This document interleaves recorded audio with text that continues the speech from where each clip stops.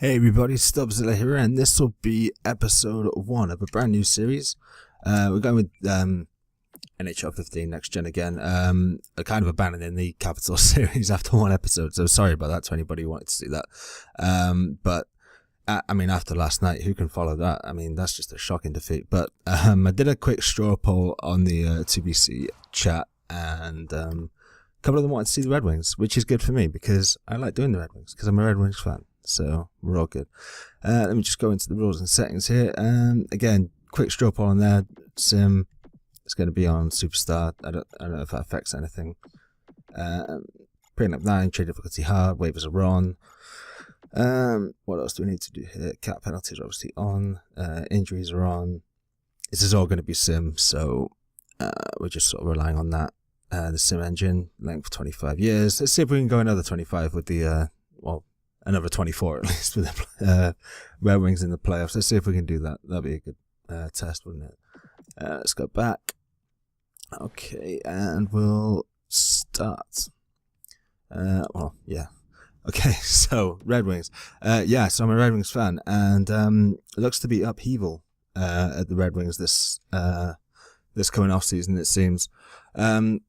Not so much in terms of player personnel, but in coaching personnel. It seems like Babcock's on his way out, and I don't quite know how I feel about that at the moment, but I'm sure it'll become clear.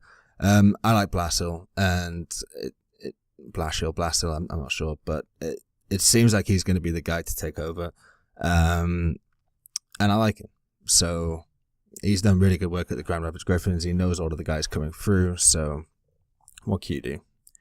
I don't think Babcock is worth the salary that he's going to be asking for, and I think his performance in the NHL kind of bears that out. I mean, he's making playoffs, he's making the first and second round, but I mean, if you're going to be asking to be the highest paid coach, then you're going to need to coach something out of the group that's maybe a little bit further than what they actually are. I think Detroit are a playoff team. I think we are a first and second round playoff team, but if you want to justify that top end salary, you need to be taking that kind of team to a conference semi or indeed a cup final, and he hasn't done that in about 6 years or so now.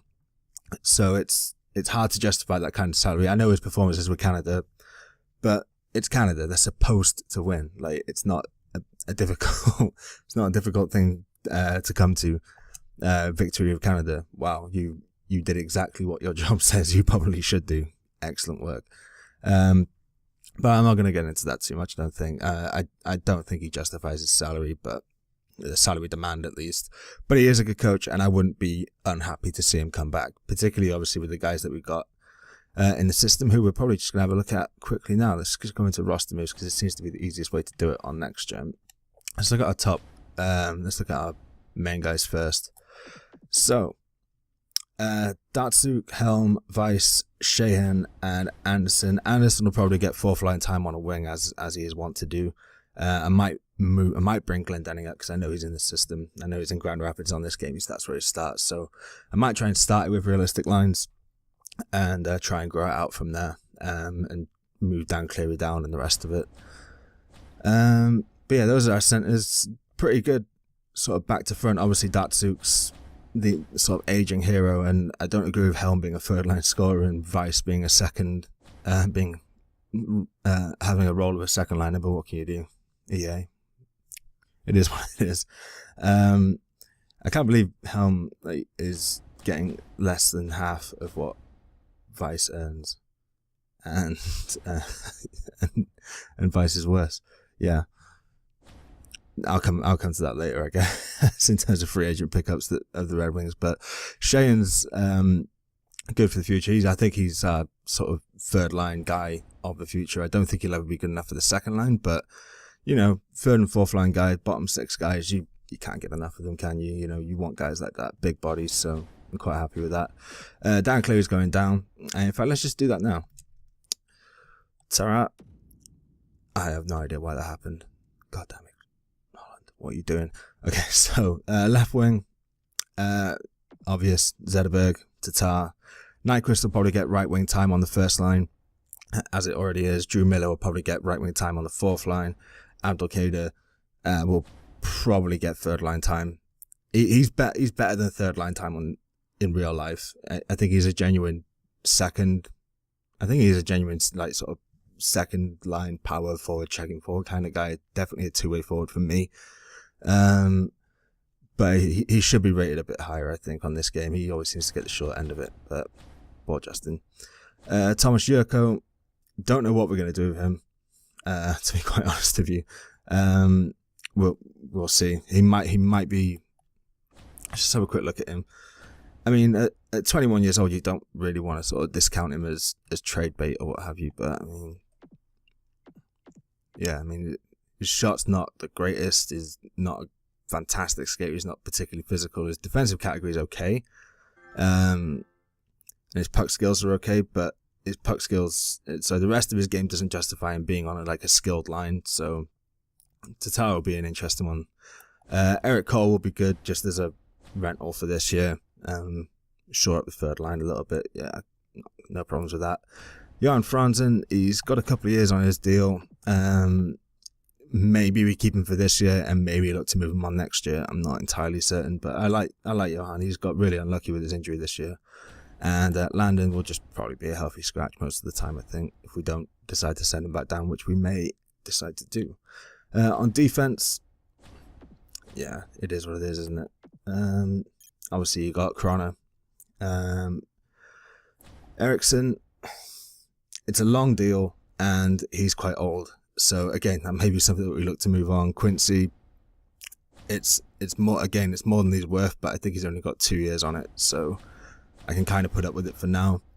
Zidlicky's obviously going to be moving on at the end of the year. And Brendan Smith.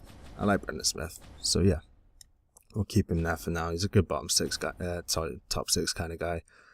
And in goal, Peter, the guy of the future, and Jimmy, the guy of the now. I know people are probably going to be saying to trade Jimmy or whatever, but you know, he's a good guy. He's a good goaltender, really. I mean, first half of the year he was virtually unbeatable, and then he got his injury, and then it all went to hell. It is what it is, you know.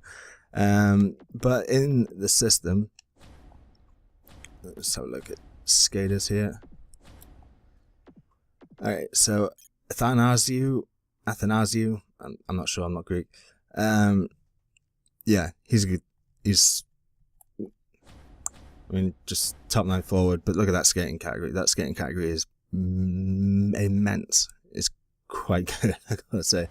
The new Lucky Luke, age 25. I mean, he's getting there, but I mean, next year, unless he sort of has a jump up this year, then again, he may be something that we can move on. But I do like Luke, and I would be gutted if we had to move him on. Andy, that's just a nothing. I don't know why that exists on our team. Along with Porter as well. What can you do? Andy and Porter might be two guys that we trade to get sort of lower end picks, which I'm not adverse to doing. Obviously, I mean, you've got Callahan, Bertuzzi. Bertuzzi's had a really good season, actually. And it's not borne out in the ratings because that's probably what the equivalent of 2.5 Red Star, possibly 3 Red Star on the old gen. So yeah, that's not great for Tyler. It's not good scouting by EA. But these are the two guys that we can get behind: Anthony Mantha, Timu Polkinen. Polkinen's done well when he's come up this season, and let's look Mantha as well. You know, Mantha's not had a great start to his pro career, but again, that is what it is. And on defense, I mean, we'll probably trade someone away. I can see us trading away Eriksson and bringing up the Kaiser, and then just sort of maybe trying to trade away guys like Lashoff again to get draft picks, because we're on authentic. We don't have many picks this season. And then obviously got Gustafsson, who we can look to probably trade away as well. Again, that's another draft pick pickup probably right there. But yeah, that's the roster. The lines, we'll just go best lines for now because we moved down. But yeah, the best lines is kind of the lines that I want to leave it at for the moment. I think we could probably do with a trade, but I'm not entirely certain what that trade is yet. But I'm just going to sort of leave this as a sort of a little introduction to the series. If I can have a look around for some trades now, then I can do. But that's just a little introduction to the lines, a little bit about Detroit and what have you. And I'm going to leave it there for now. But any suggestions, then by all means, come at me. Because I'm open to any trade ideas. And so I want to get rid of some of the dross from our system and maybe pick up some draft picks for it. But if you guys have any suggestions, then come at me. This will be the first video. I'm going to do the second part in a bit. But that'll be it for me now, guys. And I'll catch you in the next one. Cheers, guys.